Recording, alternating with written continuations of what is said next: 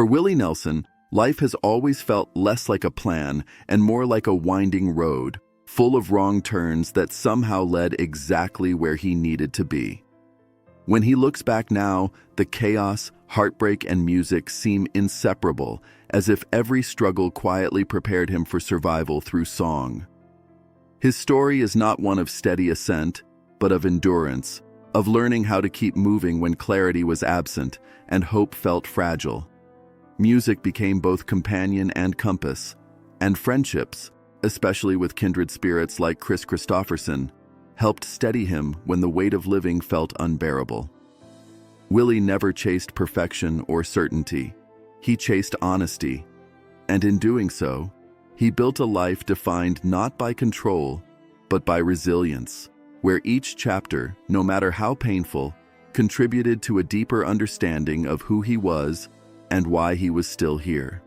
Born into hardship and early absence, Willie Nelson was born on April 29, 1933 in Abbott, Texas, during the depths of the Great Depression, when survival itself was a daily challenge. His earliest years were marked by absence, as both parents left while he was still very young, leaving Willie and his sister Bobby in the care of their grandparents. Though loving and disciplined, their household was shaped by scarcity. Comfort was rare, and stability came from routine rather than abundance. Yet within that hardship, Willie learned values that would define him: responsibility, self-reliance, and quiet perseverance. Life in a small Texas town offered little escape from reality, but it taught him how to observe people, hardship, and emotion. Those early lessons became the raw material for the songs he would later write, stories drawn not from imagination, but from lived experience. Music as refuge and identity. The Nelson family had very little, and winters were harsh enough that newspapers were used to insulate their home, but music created warmth where comfort was lacking. When Willie received his first guitar at 6 years old, something inside him clicked. Music became more than sound. It became safety. By the time he was 7, he was writing songs and performing locally, earning small amounts of money that helped support the household. More importantly, music gave him a way to process feelings he didn't yet have words for. Fear, loneliness, and longing all found expression through melody. While other children dreamed of escape, Willie played and wrote, unknowingly laying the foundation for a lifelong calling. In those early years, music wasn't about success or recognition. It was about survival, a place to belong when the world felt uncertain. Faith, rebellion, and growing independence. Raised in a religious home, Willie spent Sundays singing gospel in church, absorbing harmonies that would later shape his musical style. Yet even as faith offered structure, it also created tension. Outside of church, Willie was drawn to music that felt freer and less confined, sounds that spoke to life as it really was, rather than how it should be. That quiet push and pull between tradition and individuality planted the earliest seeds of rebellion. When his grandfather passed away during Willie's childhood, the loss forced him into early adulthood. Responsibilities increased, and innocence faded quickly. Rather than becoming hardened, Willie became self-reliant. He learned that nothing was guaranteed, and that waiting for permission rarely led anywhere. That understanding stayed with him, shaping both his personal life and his later resistance to being molded by expectations that didn't fit who he was.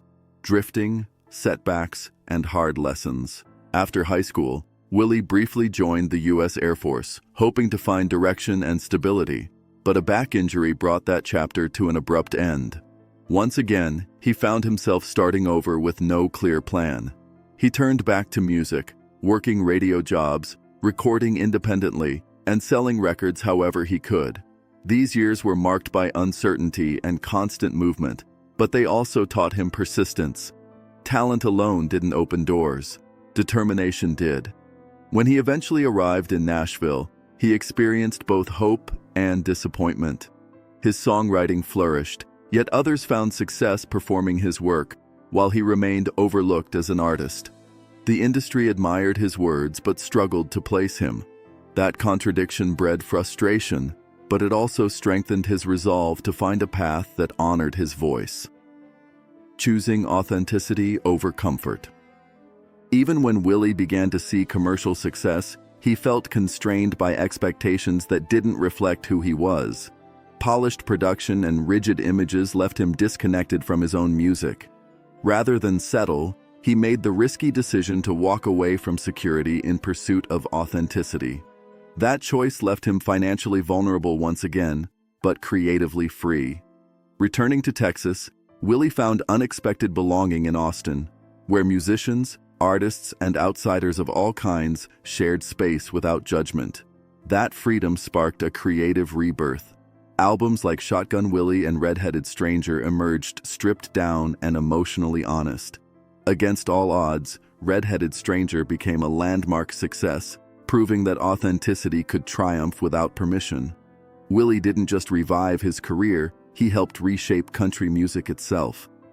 Brotherhood, fame, and public trials. With success came visibility, and with visibility came scrutiny. Willie's life unfolded under public attention, bringing legal troubles, financial hardship, and health challenges that tested his endurance. A highly publicized tax crisis nearly stripped him of everything he owned, forcing him to rebuild under the harsh glare of judgment. Yet he refused to disappear. Creativity once again became his lifeline. Through collaborations with Waylon Jennings, Johnny Cash, and Kris Kristofferson, Willie found brotherhood rooted in shared experience rather than image. Together, they formed the Highwaymen, not as a brand, but as a bond between men who understood loss, rebellion, and survival. Fame never insulated Willie from pain, but friendship gave him something sturdier than success: understanding, love, loss, and finding balance. Behind the public persona, Willie's personal life carried deep emotional weight. He experienced failed marriages, personal loss, and moments that forced him to confront patterns that no longer served him.